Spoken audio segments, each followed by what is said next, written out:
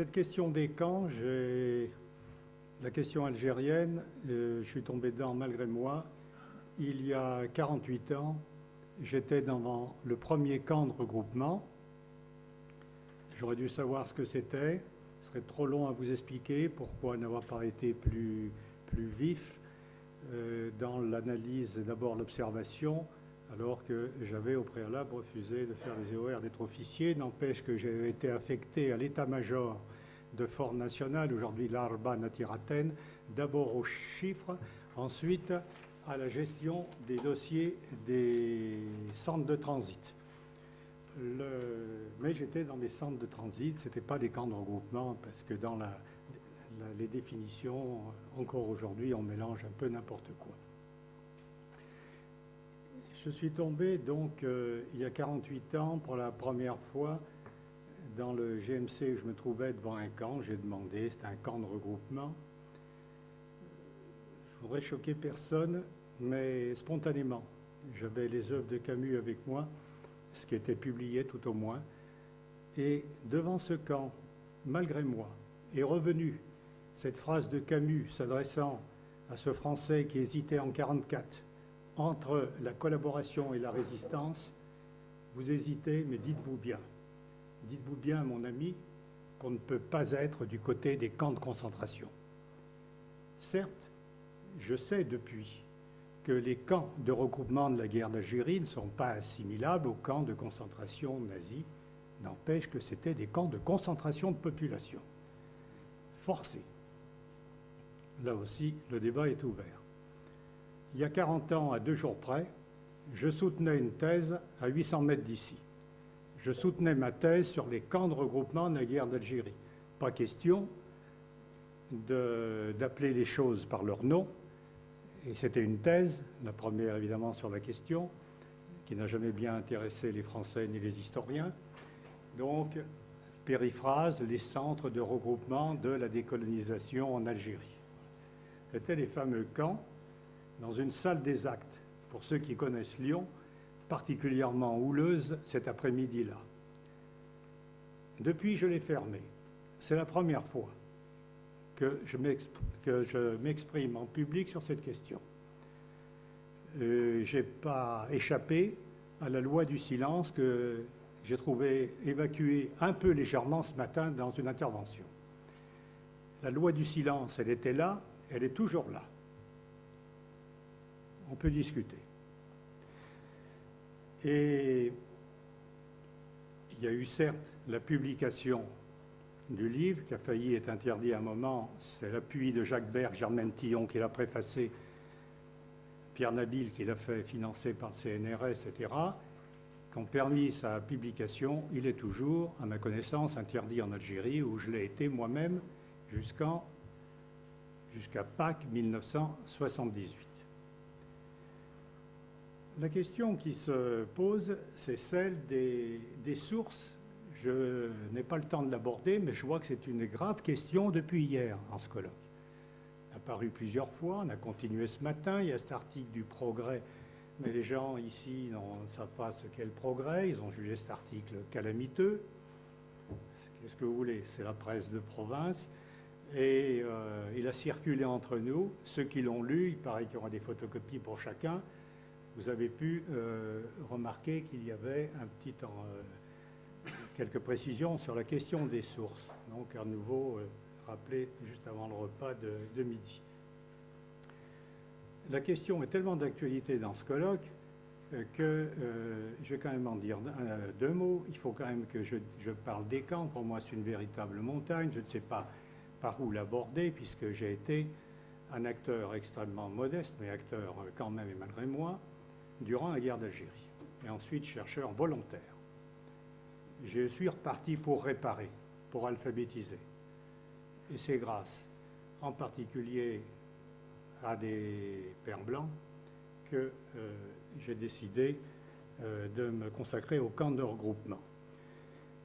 Je voudrais quand même consacrer quelques minutes à la controverse que j'ai eue depuis avec Pierre Bourdieu. Il ne s'agit pas de règlement de compte, on s'en fout, surtout les règlements de compte universitaires, mais pour moi c'est une querelle je place la barre mégalo assez haut, c'est-à-dire une querelle au sens traditionnel ancien du temps de Thomas d'Aquin, la véritable querelle universitaire. Donc j'aurais terminé par quelques considérations heuristiques sur la démarche dialectique, qui devrait être dialectique, entre l'histoire et la sociologie. Et pour moi, il y a un exemple type à ce sujet, c'est justement l'exemple des camps de regroupement en Algérie. Je l'ai constamment utilisé dans mes cours, dans l'introduction de mes cours aux étudiants, pour bien indiquer comment, sans interdisciplinarité, sans transversalité disciplinaire, on ne pouvait pas avancer dans les questions aussi subtiles que celles des camps de regroupement. Je vais commencer, puisque vous avez placé le colloque hier matin, hier soir, et à nouveau tout à l'heure, sous l'autorité de Pierre Vidal-Naquet. Voilà ce qu'il écrit dans La raison d'État, des textes réunis pour le comité Maurice Audin. Rien dans la guerre d'Algérie n'est aussi important que le problème des regroupements. Rien aussi n'a été plus tardivement et plus mal connu de l'opinion française. Cette déclaration n'a pas pris une ride. 1962, réédition 2002. Je prends quelqu'un d'autre, l'ami Bourdieu, l'ami scientifique, nullement l'ami scientifique, puisqu'il m'a l'ami l'aide que j'aurais pu avoir auprès de lui, puisque j'étais un pauvre petit étudiant lyonnais qui débarquait 28 rue Monsieur le Prince pour lui demander de l'aide. Lui m'a fermé la porte. Le lendemain, quelqu'un qui est ici, j'aimerais bien le voir, puis le temps que je cours après, il paraît qu'il est là, lui m'a ouvert sa porte et ses bras, Michel Launay, qui appartient à ce colloque. De tous les bouleversements, c'est du Bourdieu et d'Abdelmalek Sayad qui a fait ses preuves ensuite de rigueur scientifique dans ses propres travaux. Travaux tout à fait remarquables de Sayad, si vous ne les connaissez pas. De tous les bouleversements que la société rurale a subis entre 1955 et 1962, ceux qui ont été déterminés par les regroupements de population sont sans aucun doute les plus profonds et les plus chargés de conséquences à long terme. Je m'attendais, là je vais accélérer, je m'attendais à trouver auprès des responsables à Alger, mais qui était et qui restait la ville trompe-l'œil, une attention particulière à l'égard de cette question si importante pour l'avenir de l'Algérie. Là, tout le monde se fichait de cette affaire. Quand j'ai obtenu des appuis ailleurs, je pense à ces deux rencontres avec le préfet Zamoun, préfet de Tizi Ouzou, encadré et enregistré. Nous sommes en 1964 et enregistré aussi cet entretien avec Zamoun, qui nous a quittés l'été dernier. Tout ce que vous avez ici sont des documents. Vous pouvez y accéder, M. Cornaton, mais si j'entends parler de vous concernant les camps de regroupement, vous serez expulsé immédiatement. Question donc interdite. J'ai tenu, on était 7 au départ. Je suis allé jusqu'à la ligne d'arrivée par des aides diverses et notamment j'ai bénéficié concernant les sources de 2 types, puisque c'était la question à l'ordre tout à l'heure, c'est qu'il y a des sources. Alors il y avait Vincennes, on ne parlait pas d'Aix-en-Provence à l'époque, et Vincennes, et c'est vrai, ça peut surprendre, il était plus facile de mener des recherches au château de Vincennes entre 1963, comme je l'ai fait, et 1966, qu'aujourd'hui. C'était une pagaille terrible. Je sortais même le dernier niveau. Je sortais moi-même les documents qui baignaient dans la flotte, à Vincennes. Donc là, on pouvait difficilement m'interrompre. Je me rendais utile, mais je grattais, puisque j'avais reçu, vous savez, la formule, elle était signée à l'époque du colonel Bezu. Si vous pouvez consulter ce que vous voulez, mais s'il y a publication, il y aura donc autorisation préalable de notre part. Ce n'était pas possible, c'était une thèse. J'ai quand même pu travailler à Vincennes. J'ai pu, grâce à... J'ai cherché le nom hier avec quelqu'un, ça me revient, c'est Morgot, au fonctionnaire. J'ai pu aller directement à cette archive vivante qui était le général Georges Parlange, qui a mené la politique des regroupements et qui m'a confié tous les documents. Il me manquait qu'une chose, c'est la veille de mon expulsion, heureusement, le secrétariat social d'Alger m'a averti le 30 avril 1965 et à temps. Et j'ai pu quitter l'Algérie, non pas par avion comme je voulais, mais par bateau. Et je suis parti avec deux documents. La veille, l'après-midi, par hasard, il faudrait que je retourne à Alger. Je n'ai pas voulu le refaire ces derniers temps, même par opportunité. Je pense que je n'avais pas à me trouver en Algérie avec ce qui s'y passait. Je pense que là, je pourrais retourner, ne serait-ce que pour donner ces documents à l'Algérie. Je suis seul à les avoir et je les donnerai. Je viens de contacter à l'instant, je t'ai retardé de quelques minutes, un documentaliste qu'on m'a présenté.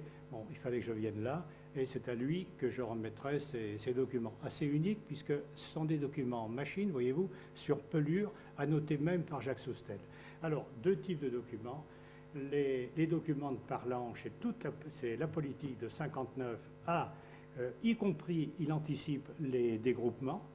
Quant à les documents au dernier étage d'une espèce d'annexe, au 7e et dernier étage, je retrouverai les lieux sur place. Dans la prolongation de la rue Michelet, à ce moment-là, j'ai cru qu'il était ignorant du cadeau qu'il me faisait, mais maintenant je vois bien qu'il jouait des imbéciles, il ne voulait pas le savoir. Il y a bien quelque chose dans cette armoire métallique qui va être évacuée. Les deux porteurs étaient là, regardez, et c'était ce qui me manquait. C'était là la période 61-62, plus les documents antérieurs, notamment ceux annotés par Soustel. Et le matin même, lorsqu'on se rendait à la délégation générale, on n'était pas fouillé, on commençait à nous fouiller. On commençait à nous fouiller de plus en plus à partir de l'année 65. Là, le garde était là, mais on n'avait pas les moyens modernes. Et ça, si vous le connaissez, dites-moi, j'ai lancé plusieurs appels. C'est lui qui m'a fait terriblement avancer, ce jeune coopérant. Il s'appelle Yves Ozanne, vraisemblablement géographe. Je ne sais pas où il se trouve, aménageur. Il avait, avec d'autres, il avait mis au point la carte des regroupements, travaillé sur cette carte. Vous savez qu'on a mélangé n'importe quoi. Les historiens en font maintenant la démonstration entre regroupement et resserrement. Donc, il s'agit ici de camps de regroupement et non ni de recasement ni de resserrement. Et là, grâce à cette carte, j'ai pu travailler, avoir un chiffre presque exact donc des camps, de leur nombre et de leur répartition dans le pays. Voilà une carte que j'avais sous la chemise et que j'offrirai avec plaisir à cette seconde patrie qui est pour moi l'Algérie. Deux points donc. L'historique des camps de regroupement d'Algérie. Tout de suite, dès les premières semaines du conflit, on parle de zones d'insécurité. D'ailleurs, cette appellation vise plus la troupe que les habitants. Les déplacements dans ces zones décrétées ainsi doivent se faire sous la protection des convois. Vous avez le quadrillage. Au début, qu'est-ce qui se passe? En présence même du ministre de l'Intérieur, François Mitterrand, on ne s'inquiète pas des habitants. C'est l'extermination. Ceux qui, heureusement, il y a toutes sortes de responsables et d'officiers, ceux qui peuvent partir s'en vont, chacun de leur côté. Ça dure quelques semaines. Ensuite, on arrive, les zones de sécurité se transforment en zones interdites. C'est là le début de mon désaccord avec Pierre Bourdieu. On ne peut pas comprendre les regroupements, nous parlons des camps de regroupement de la guerre d'Algérie, sans les articuler avec les zones interdites. Les zones interdites, bon, qu'allons-nous faire de la population qui s'y trouve? Au début, elle a quelques jours pour évacuer, mais vous vous rendez bien compte, dans une guerre de plus en plus dure, qui devient véritablement une guerre révolutionnaire, ça aussi, il faut le comprendre. Les camps de regroupement, il faut les comprendre en lien avec une guerre révolutionnaire. On dirait deux mots tout à l'heure. L'intervention de l'infanterie, l'aviation, ça y est, les appelés, je commence. On m'a remis de façon inattendue, quelqu'un savait que je venais, l'association de l'Ain savait que je venais à ce colloque, et lundi dernier, il y a 48 heures, on m'a remis, les anciens d'Afrique du Nord témoignent dans un canton de Brest, et à ma grande surprise, non seulement on évoque, contrairement à ce qu'on dit partout, la torture est évoquée à la base par ceux-mêmes qui la pratiquent, et les camps de regroupement. Ça, ce qui est beaucoup plus original. Tant il est difficile d'avoir la documentation sur les camps. Donc, ce sont ces pauvres gens qui descendent avec leurs bourricots, le peu de bétail qu'ils ont, qui descendent, c'est ça, le regroupement, la descente le long des pentes jusqu'en zone de Piémont. Bon, ils sont là, ils se logent comme ils peuvent, il y a des lopins de terre. Entre 1955 et 1957, les zones interdites s'étendent à toute l'Algérie. C'est des Aurès, vous savez le point de départ là. Hein. Ça gagne, bon, j'ai la carte, nord-constantinois, les Doubs, les Kabylie, le Dara et l'Atlas saharien. L'efficacité, je pose la question, je suis très dubitatif sur l'efficacité de ces camps, je ne peux que la poser, je n'ai pas le temps d'y répondre maintenant. En tout cas, à partir de 1957, je cite ici un rapport très important, je l'ai beaucoup utilisé, le rapport du commandant Florentin sur les regroupements du 11 décembre 1960. C'est un document que m'a remis le général Parlange. Je le cite, bien des commandants de sous-quartiers, de quartiers et de secteurs estimèrent alors qu'il n'y avait qu'une solution pour faire cesser cet état de fait, appliquer la méthode Mao Tse-tung. Le rebelle vit comme un poisson dans la population, comme un poisson dans l'eau, retirer l'eau et le poisson crève. C'est très clair hein, comme illustration de la politique des regroupements. Les regroupements, j'y tiens beaucoup parce que c'est un point de désaccord fondamental par rapport aux théories sur les camps de regroupement. N'avait qu'un objectif militaire. Le premier but, c'est d'affamer le Félagade, le priver de tout lien avec les siens. Donc, à mes yeux, il apparaît avant tout comme une machine de guerre qui permet de couper l'ALN de ses assises populaires et de ses soutiens logistiques indispensables. Hein, les guides, le ravitaillement, les renseignements, etc., couper des bases locales. Par contre-coup, cette masse de regroupés allait servir de pâte à modeler, c'est vrai, effet secondaire aux officiers d'action psychologique. Moi-même, ayant été affecté aux chiffres, on s'est dit c'est dangereux puisque je portais directement, après avoir été formé à Tizi Ouzou pendant 2 mois aux chiffres, je portais directement ceux qui ont pratiqué ça à l'armée, donc les éléments au colonel qui deviendra colonel dissident par la suite. Et après, on m'a mis au 2e bureau et c'est là donc que j'ai travaillé sur finalement, plutôt qu'à l'action psychologique, au dossier des centres de transit. Il y avait un certain nombre d'officiers, qu'on appelait aussi les Indochinois, qui avaient vécu douloureusement ce qui s'était passé de l'évacuation précipitée de l'Indochine et qui avaient subi la torture et le bourrage de crâne, le lavage de cerveau des Chinois et des Indochinois, et qui, pour certains, qui ont voulu faire pareil en Algérie. Donc les camps de regroupement sont la conséquence, plus exactement le complément des zones d'insécurité qui deviendront par la suite, dans la terminologie, des zones interdites. Et ce n'est que plus tard qu'on leur trouvera toutes sortes de justifications, alors que l'objectif militaire sera toujours primordial. Alors l'historique des camps doit se faire en liaison avec la politique des zones interdites, et non pas en se référant à des textes tardifs, des directives, qui exposèrent une politique de regroupement. La prétendue doctrine a été précédée partout de la pratique et les véritables inventeurs n'ont pas été les théoriciens de la délégation générale à partir des années 58-59. Quels sont les inventeurs? La plupart du temps, donc, on dit que les premiers regroupements furent créés en 57. C'est vrai que c'est au cours de ces années qu'ils s'étendirent à toute l'Algérie, mais ils existaient déjà bien avant. Une fois de plus, c'est dans les Aurès qu'on trouve l'origine de ce fait, grâce aux documents, les lettres que m'a envoyé le général Parlange. Je le remercie, lui, de m'avoir accueilli des semaines entières dans sa petite mairie au pied des Pyrénées. Il m'a tout donné, il m'a confié tout ce qu'il savait de la question. Et grâce à ces documents de témoignage, j'ai pu montrer que les premiers camps datent de 1955 et que leur créateur fut le général Georges Parlange. Le 7 mai 1955, et je m'inscris dans la ligne en partie de l'exposé précédent de M.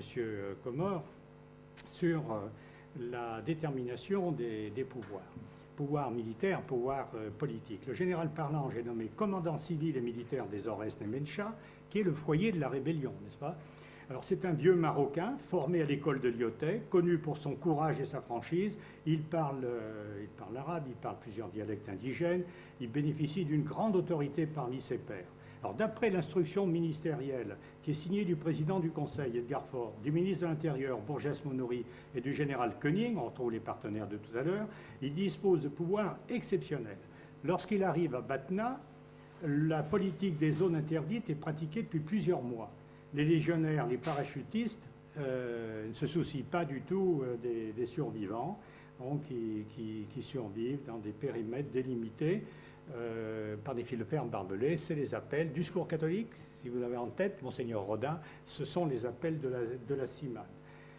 Alors, avec le faible effectif dont il dispose, il estime que la politique des zones interdites doit être poursuivie, à condition qu'on se préoccupe du sort des habitants expulsés. Ce n'est pas par souci philanthropique, lui, il continue cette politique, mais il l'a sorti d'un humanisme acquis à une autre école. On peut dire que c'est un certain souci de l'homme. En tout cas, il m'écrit ceci, le 19 juin 1964. Il me dit que lui-même, le 28 juillet 1960, il avait eu des problèmes avec Van Uxem, l'ancien objecteur de conscience, qui était devenu donc un dur là-bas. Les 3 premiers regroupements de l'ORES ont été faits en 1955 dans les 3 centres de Pchounesh, Tkout, Bouhamama. Le premier camp de regroupement de l'Algérie, je crois qu'on peut dire que c'est à Pchounesh qu'il a été édifié, car les bandes rebelles exerçaient sur les habitants de ces montagnes difficiles et très boisées une pression ou des exactions que la diminution de nos moyens ne nous permettait plus d'empêcher. Bon, alors après, vous avez les rassemblements, la combinaison avec les sages. Je suis obligé de passer dans cette histoire subtile, j'en conviens. Les premiers regroupements qui répondaient à des soucis d'humanité, plutôt que de laisser les gens à l'abandon, à l'extermination en plus forte raison, mais même tout simplement à l'abandon, ils ne furent jamais très nombreux. Mais au fil des mois, on s'aperçut qu'ils devaient être le complément indispensable d'une politique efficace des zones interdites. Dès lors qu'ils furent conçus comme une machine de guerre, les centres se multiplièrent. En ce sens, il est faux de prétendre que les premiers furent créés en 1957. Il est exact que cette année fut le point de départ d'une politique systématique de regroupement de population. Les officiers qui étaient opposés, d'ailleurs, ont fini par s'y rallier devant leur efficacité. À la fin de l'année 58, une année dure pour les rebelles, commence la construction des barrages frontaliers, les grandes opérations du plan Chal, et j'arrive d'ailleurs moi-même sur la queue de l'opération jumelle sous la direction du général Faure, donc en ce qui concerne la Grande Kabylie. Je passe en essayant de rendre mon propos audible. Or, les chiffres, quand même, pour terminer. Les chiffres, alors c'est étonnant, comme tous les chiffres sont toujours grossis, sauf ceux concernant les camps de regroupement et les regroupés.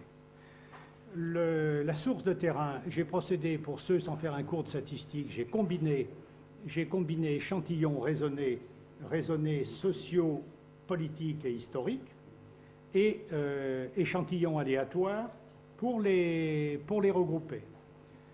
Ce qui me fait, je ne l'ai pas fait exprès, 15% des regroupements, 16% des regroupés. Mon échantillon, je procède, je ne vais pas à la pêche, je prends tout un arrondissement. Je prends à l'extrême ouest, et là le travail de Michel Launay m'a beaucoup aidé, paysan algérien. Je prends tout l'arrondissement d'Aïn Temouchen. Quand je retiens, par exemple, un arrondissement de ce type, systématiquement, je ratisse tous les camps. C'est là d'ailleurs que j'ai le plus de difficultés, et même j'ai fait appel à des GMC camions de la commune. C'est un peu gênant puisque c'est la première fois. Là, la Aïn Temouchen, c'est de printemps 65. C'est la première fois dans ces villages, dans ces camps, qu'on voyait quelqu'un venir de l'extérieur. Alors c'est un peu gênant pour moi, même à 2 chevaux, vraiment résistait à ça. Alors qu'en petite Kabylie, j'ai pu à peu près passer convenablement. La petite Kabylie, je prends la presqu'île de Kolo. À l'extrême est, un peu au sud, Silla, tout l'arrondissement. Des choses de passage. Exceptionnellement, je prends un camp, parce qu'on me dit c'est important. La Grande Kabylie, c'est là où il y a une confusion totale. Les historiens qui auraient dû être là, M. May, et je regrette parce que, bon, forcément, excusez ce narcissisme, il a vraiment compris mon propos.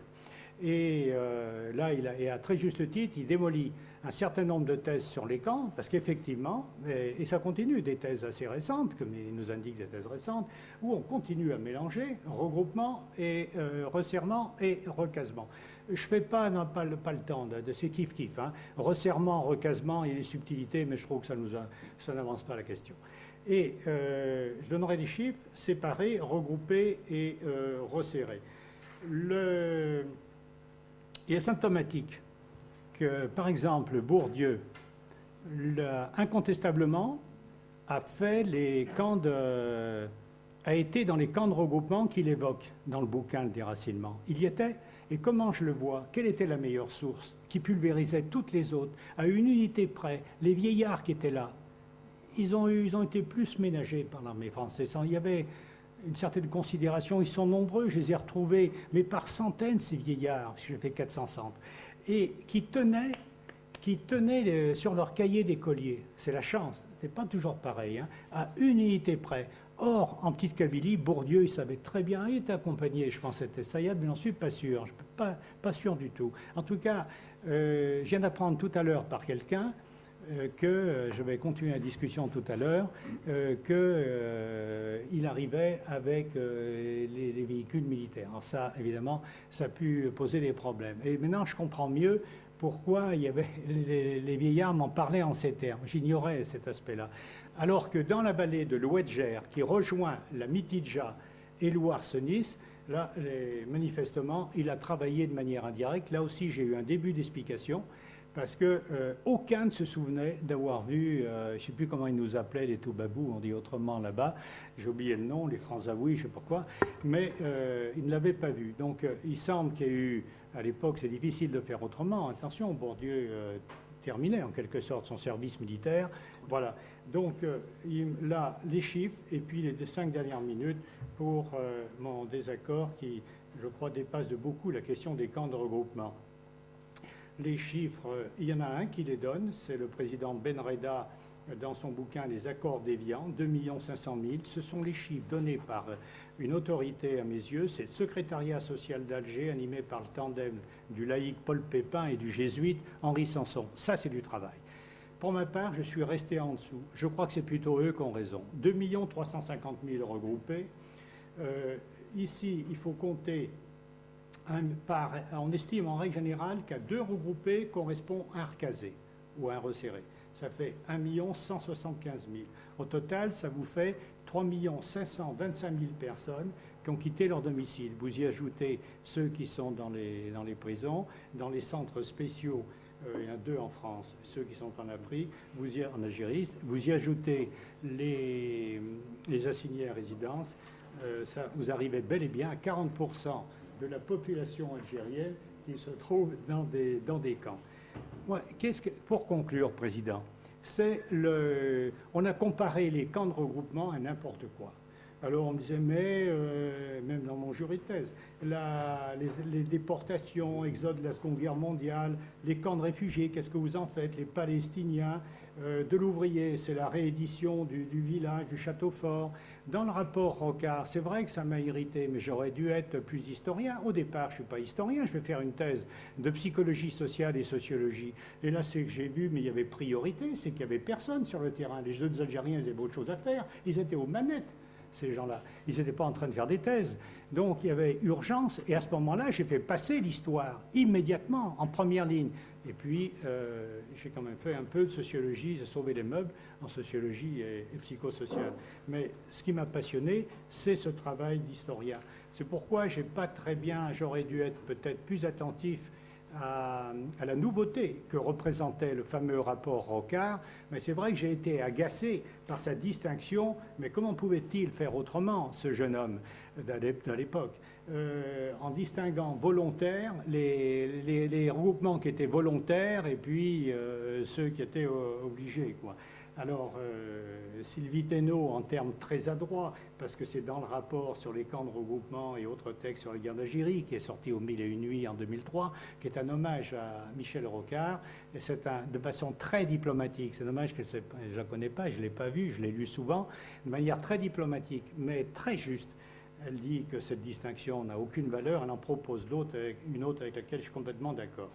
Alors, là, pour terminer, je dirais qu'en comparant les camps de regroupement à d'autres mouvements de migration très différents, on procède comme si le regroupement n'était pas un phénomène social total. Je reprends l'expression du grand Marcel Mauss. En ce sens, ils ne sont pas spécifiques à la guerre d'Algérie. Alors là, à toute allure, parce que je respecte trop le président et la discipline qui s'impose en temps de guerre, c'est qu'il y a deux grands types de regroupements. Vous avez les camps qui sont au début du processus de colonisation, où le colonisateur regroupe par rapacité matérielle ou spirituelle, etc. Je vous renvoie, ou par protection, comme les jésuites ont su le faire au Paraguay pour les Indiens. Regardez la démonstration, on citait ce matin en disant il connaît mieux l'Amazone que l'Algérie. Certes, mais c'est intéressant ce qu'écrit Lévi-Strauss sur les Bororo, plateau central du Brésil, justement. Et là, on voit comment les Salésiens, pour convertir les gens, ils cassent l'habitat circulaire. Vous cassez tout. Hein, si vous avez fait un peu d'ethnologie, vous cassez tout. Ils sont complètement déstructurés, ils deviennent les proies faciles à la conversion. Ça, c'est au début du processus de colonisation. Et après, vous avez à la fin, vous avez les camps de regroupement de la décolonisation. Pour les comprendre, il faut les inscrire dans une guerre révolutionnaire. C'est un tout autre phénomène. Il faut les comprendre avec la politique des zones interdites.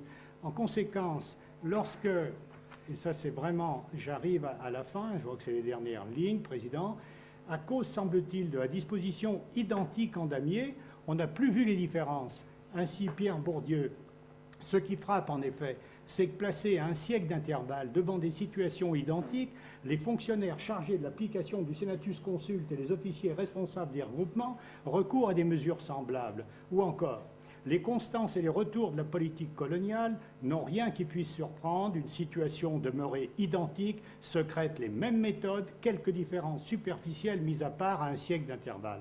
Alors je note, à vrai dire, ce ne sont pas les différences qui sont superficielles, mais les observations du sociologue.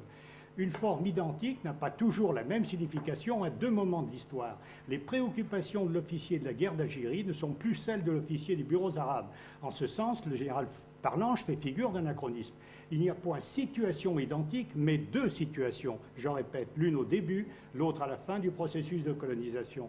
C'est essentiellement le déracinement de la population, oui, qui est recherché dans la création des centres de regroupement de colonisation, comme les cantonnements, vous voyez, et la sécurité militaire dans celle des camps de décolonisation. Il pourra se faire que ces deux objectifs se rencontrent en même temps, mais l'un prédominera toujours sur l'autre. Enfin, au cours des guerres révolutionnaires qui accompagnent la décolonisation, le militaire regroupe avant tout pour contrôler une région et sa population, alors que durant la guerre de conquête, le colonisateur regroupe d'abord pour disloquer les structures anciennes qu'il juge hostiles à sa rapacité. Les camps de regroupement de la décolonisation sont une arme de conquête, utilisée là où la colonisation était la plus poussée. Les camps de regroupement de la décolonisation sont une arme de défense contre les forces révolutionnaires. Aussi sont-ils plus liés à la guerre révolutionnaire qu'à la décolonisation elle-même. Ainsi, ce procédé a été employé en 1948-49 dans un contexte qui n'a rien à voir avec la colonisation telle qu'on entend, nous, les ex-colonisateurs, dans la guerre civile en Grèce.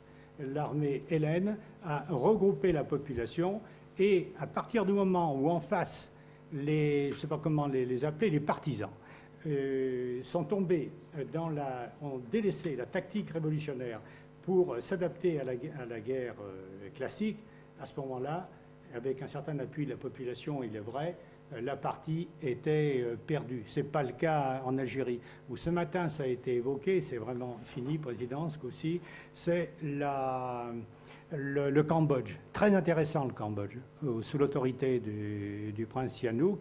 C'est le seul vraiment véritable exemple d'une politique de regroupement qui a réussi. Rien à voir avec les hameaux stratégiques qui en même temps se trouvaient avec les Américains qui avaient succédé aux Français, les hameaux stratégiques qui avaient été édifiés au Sud-Vietnam. C'est les deux dernières lignes ennemies. J'ose écrire ici les excès de la thèse sociologique finissent par gommer les particularismes de l'histoire et à banaliser le phénomène du camp de concentration en assimilant l'extermination, je ne parle pas de génocide, mais quand même, je parle d'extermination, assimilant l'extermination d'une population à un simple déracinement. Vous voyez là où est l'erreur. C'est ma conclusion. J'ai terminé.